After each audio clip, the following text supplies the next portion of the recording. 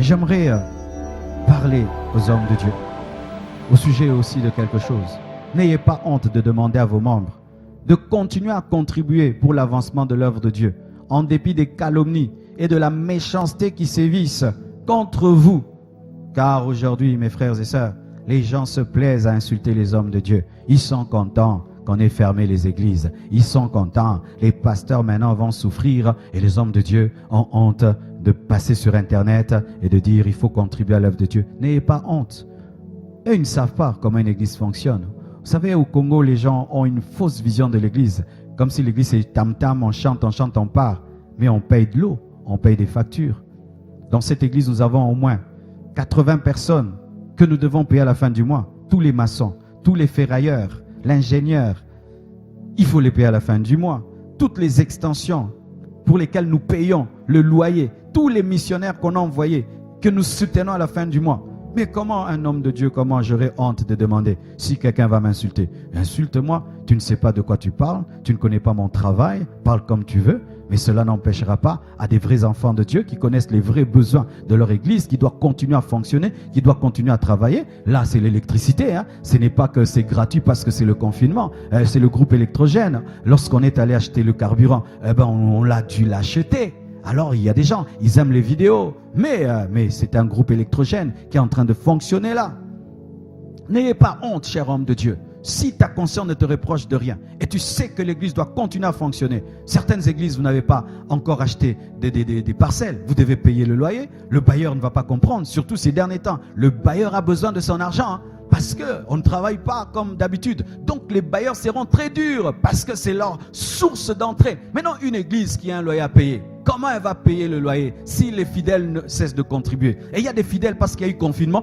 Vous avez oublié que vous avez une église parce qu'il y a confinement. Mais vous allez sortir du confinement, votre église sera chassée.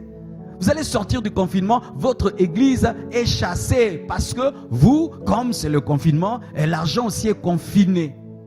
N'ayez pas honte, homme de Dieu, d'en parler. Qu'on vous insulte comme on veut.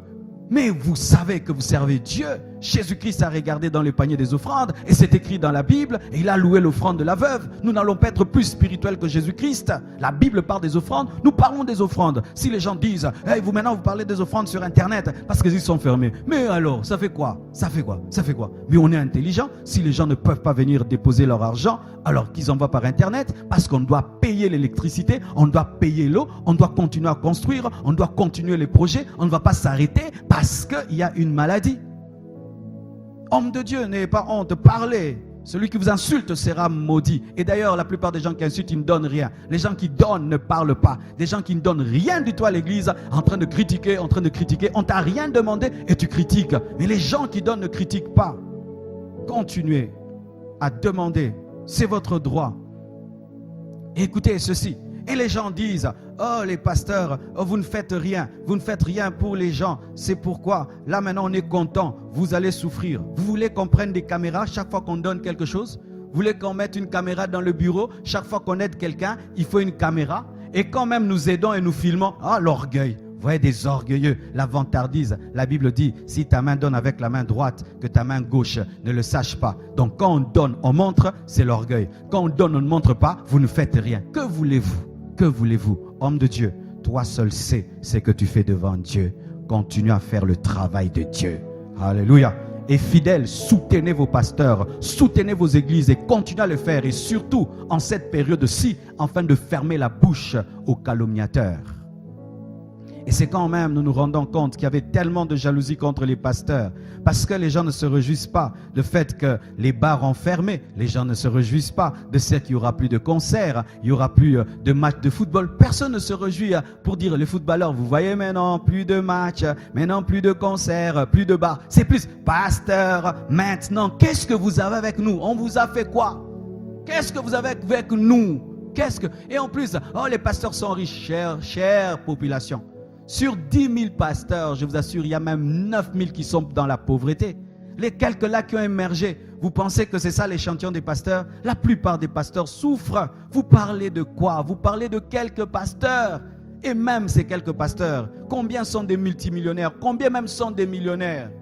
Avoir une voiture, s'habiller bien, c'est ça être riche. Vous êtes jaloux de si peu de choses, d'une voiture, de bien s'habiller. C'est ça être riche. Cette crise a révélé la méchanceté des hommes, l'égoïsme des hommes. Et pourquoi vous en prenez tellement à l'église? Pourquoi vous en prenez tellement à l'église? Et vous réjouissez comme ça? Si vous pouvez savoir ce que les hommes de Dieu font, pour les orphelins, pour les veuves, si vous pouvez savoir ce que les églises font, pour que les couples soient stables, pour que les familles soient stables, si vous pouviez savoir ce que les hommes de Dieu font, pour que les gens ne se suicident pas, si vous pouviez savoir en cette période-ci combien de couples sont en train d'être détruits, combien de gens sont en train d'être détruits parce qu'il n'y a pas culte, si vous pouvez savoir combien de parents dans leur maison respectent aujourd'hui les pasteurs, si parce que maintenant leurs enfants, ils sont chez eux. Alors ne parlez pas des choses que vous ne maîtrisez pas. Et pas à cause de quelques pasteurs, vous allez mettre la honte sur tout le monde. Dans tous les domaines, il y a des vrais et des faux. Il y a des faux politiciens et des vrais politiciens. Il y a des faux médecins et des vrais médecins. Il y a des faux professeurs et des vrais professeurs. Il y a des faux pasteurs et des vrais pasteurs. Et vous n'allez pas mettre tout ce que certains faux pasteurs ont fait, le mettre sur tout le monde. C'est injuste de votre part parce que nous ne vous voyons pas vous réjouir par rapport au bar, par rapport au concert, par rapport au football, par rapport à plein de choses, même aux écoles. Non, les églises, on est contents.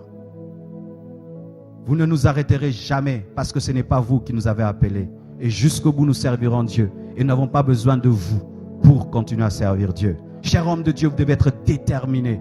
Déterminé, car Dieu est celui qui vous a appelé. Et c'est devant lui que vous rendrez compte. Vous n'avez pas besoin des acclamations des hommes. Persévérez dans ce à quoi Dieu vous a appelé. Et sachez, mes frères, que ce n'est pas le moment de nous distraire, ni de nous diviser et de dire, les pasteurs maintenant, c'est rien, maintenant on préfère les médecins. Le médecin, il a son rôle. Le pasteur a son rôle. Le médecin a ses limites, là où le pasteur viendra intervenir. Nous avons besoin des scientifiques et nous avons besoin des pasteurs. Nous avons besoin des pasteurs et nous avons besoin des scientifiques.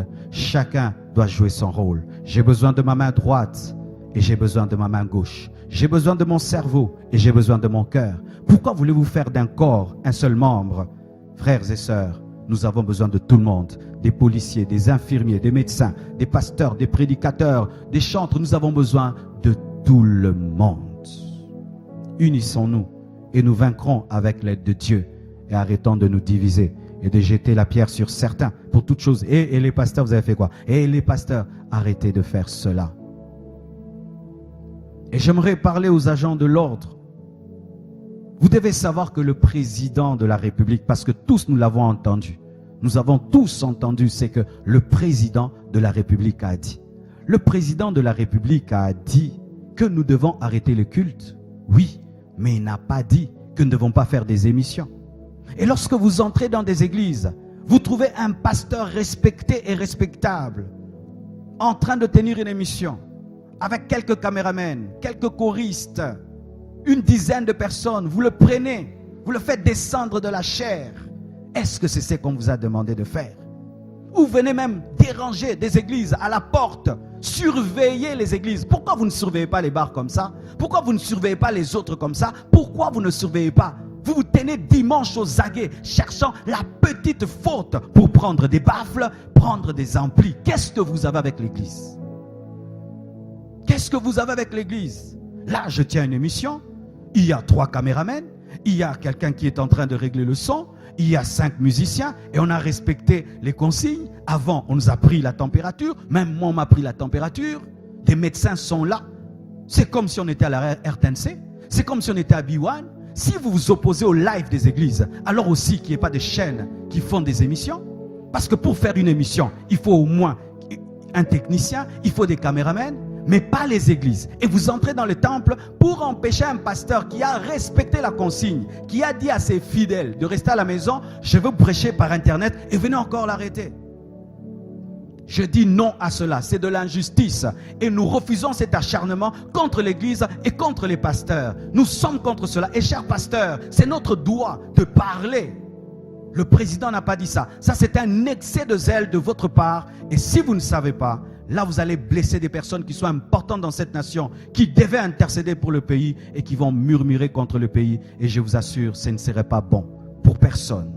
Arrêtez cela. Laissez-nous travailler et soyez juste avec tout le monde. Il y a 20 personnes dans un bus, ce n'est pas un problème. Mais quand il y a une émission live avec 20 techniciens, 20 choristes, là, ce n'est pas un problème. Devant vos propres yeux, les gens ne respectent pas les consignes de sécurité. Vous, les agents de l'ordre, vous ne dites rien. Mais vous venez vous placer devant les églises un dimanche et arrêtez quelqu'un qui a réuni 10 techniciens pour faire une émission. Non, ça c'est de l'injustice. Cher homme de Dieu, quand vous êtes dans vos droits, parlez. La Bible n'interdit pas cela. Car si nous continuons à nous taire, nous allons devenir maintenant les pitching balls de la société. Quand chaque fois quelque chose va mal, on vous donne un coup. Quand quelque chose, c'est toujours vous, parce qu'on est habitué à toujours accepter des choses qui sont inacceptables. Et pour ceux qui ne comprennent pas que c'est quoi un culte live, quand les églises annoncent un culte live, c'est quoi? Parce que d'autres ne comprennent pas. Ils pensent que si les micros fonctionnent ou les bas fonctionnent dans une église, vous avez désobéi. Mais non. Mais dans les maisons, les gens mettent aussi même la musique. C'est pas qu'à l'église, les baffles ne doivent pas fonctionner. Le président n'a pas dit qu'à l'église, les baffles ne doivent pas fonctionner. Mais la sonorisation aussi, si elle ne fonctionne pas, elle va tomber en panne. Il faut chauffer. Et quand on fait un live, même s'il y a le son, on a dit à nos fidèles de ne pas venir et d'attendre à la maison le live. Et pendant le live, il faut un baffle retour pour que je m'entende. Il faut qu'on allume les lampes. Il faut qu'il y ait quand même de la vie dans l'église pour que le live ait lieu. Un culte live, c'est une émission. Comme une émission tournée dans une chaîne de télévision. Mais avec quelques choristes, 3 ou 4, 3-4 caméramens, un technicien, c'est tout. Et ça, ce n'est pas contre la loi. Sinon, RFI n'allait pas faire des émissions, TF1 n'allait pas faire des émissions, BBC n'allait pas faire des émissions, CNN n'allait pas faire des émissions. Et nous ne voulons pas une loi qui est sur mesure sur l'Église. Si c'est tout le monde maintenant, alors même pas 5 personnes au même endroit, que ce soit pour tout le monde, pas seulement pour l'Église. Alléluia.